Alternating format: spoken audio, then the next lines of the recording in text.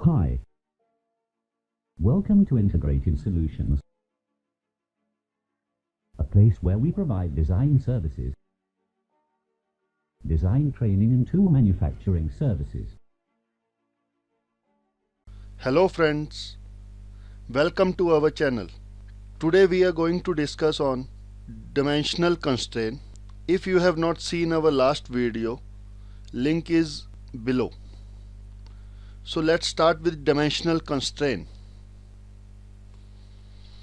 So in dimensional constraint, first of all we draw these three sketches to clarify what is dimensional constraint. So generally the short key for the dimension is D. If you directly press the D, then this dimension command will come up. In dimensional command we generally pick the rapid dimension, and here in the drop down menu there are linear dimension, radial dimension, angular dimension and parameter dimension. Friends, rapid dimension we will clear later. First we will clear these four dimensions. Linear dimension mean to say the dimension in which we can give the like this. We can only put the dimensions which are linear. Linear mean to say point to point or horizontal or vertical lines, right? And in radial dimension we give radius of a object. From here we can change it to diameter also, or we can do one thing, we just give this radius and run this circle and put this command and select the option inferred here, so that software automatically analyze either it is radius or dia. So I am clicking upon the radius, so it will show the radius automatically, and if I click on the circle then it will show automatically the diameter, right? Software is quite intelligent, that much the software can automatically understand what we are going to pick.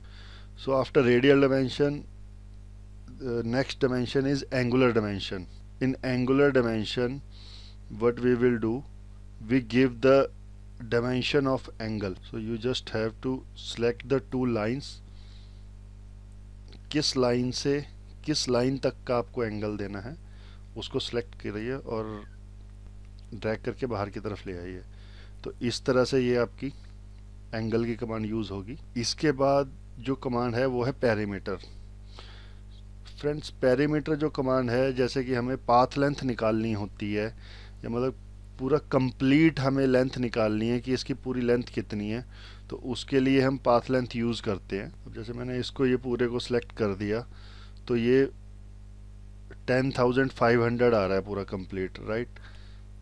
और अगर मैं perimeter में single pick करता हूँ तो 1500 है ये. 1500, 1500, 3000 and 45 and 6 and this 75 and this 9.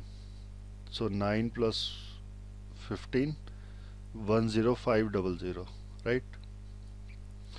तो फ्रेंड्स, ये पैरामीटर कमांड है. ये पैरामीटर इस तरह से यूज़ होती है. अब हम बात करेंगे रैपिड डायमेंशन की. ओके फ्रेंड्स, तो उसके लिए मैं क्या करूँगा, ये डायमेंशन सारे डिलीट कर देता हूँ पहले. Let me show you the difference in rapid dimension and this particular dimensions.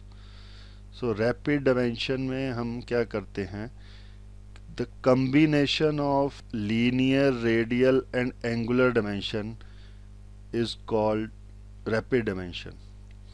Rapid dimension में क्या है, सॉफ्टवेयर हमारा अपने आप एनालाइज कर लेता है कि हमारे को परपेंडिकुलर डायमेंशन चाहिए या पॉइंट टू पॉइंट डायमेंशन चाहिए, या मेरे को डायामीटर चाहिए, या मेरे को रेडियस चाहिए, या मेरे को इसमें एंगल डिफाइन करना है. सो फ्रेंड्स, आप देख सकते हैं कि रैपिड डायमेंशन में हमारे को कुछ भी ऑप्शन सेलेक्ट करने की ज़रूरत नहीं पड़ रही है, डायरेक्ट वो अपने आप पिक कर ले रहा है। और फ्रेंड्स ये एक सिलेंड्रिकल कमांड है इसमें, तो सिलेंड्रिकल कमांड के बारे में एक बार मैं डिस्कस जरूर करूँगा आपसे। सपोज़ करिए आपने ये स्केच बनाया है, राइट, और ये इसकी एक सेंटर लाइन है, ये राउंड पीस है, इसको आपको बाद में रिवॉल्व करना है। तो यहाँ पे हम जनरली क्या करते हैं, नॉर्मल डायमेंशन पिक करके हम यहाँ से यहाँ तक की नॉर्मल डायमेंशन दे देते हैं, ठीक है। बट इसका जो बेस्ट तरीका है वो है रैपिड डायमेंशन। रैपिड डायमेंशन में हम क्लिक करेंगे सिलेंड्रिकल, इस सेंटर पॉइंट से कितने का डाया है ये वो डिफाइन कर दो, और इस सेंटर पॉइंट से ये कितने का डाया है ये डिफाइन कर दो, राइट। तो फ्रेंड्स ये हमारा जो डायमेंशनल कंस्ट्रेंट्स जो यूज़ करते हैं हम, वो हैं ये कंप्लीट। और इसके बाद फ्रेंड्स डायमेंशनल कंस्ट्रेंट के बाद, इसके बाद फ्रेंड्स हम बात करेंगे एडिट स्केच और डायरेक्ट स्केच। अगर हमारे को, जैसे ये हम स्केच से बाहर आ गए हैं, अगर हमारे को स्केच में दोबारा काम करना है तो स्केच पे राइट क्लिक करके हम एडिट कर सकते हैं, राइट। जब हम इस पे डायरेक्ट एडिट पे क्लिक करेंगे तो हमारी ये विंडो ऐसे खुलेगी फ्रेंड्स, राइट। और इसमें जैसे हमारे को काम करने के लिए open in sketch task environment करना पड़ता है, तो ऑलरेडी अगर हमने स्केच टास्क इन्वायरमेंट में काम किया हुआ है तो अगर आप ऐसे खोलोगे एडिट तो नॉर्मली ऐसे खुलेगी।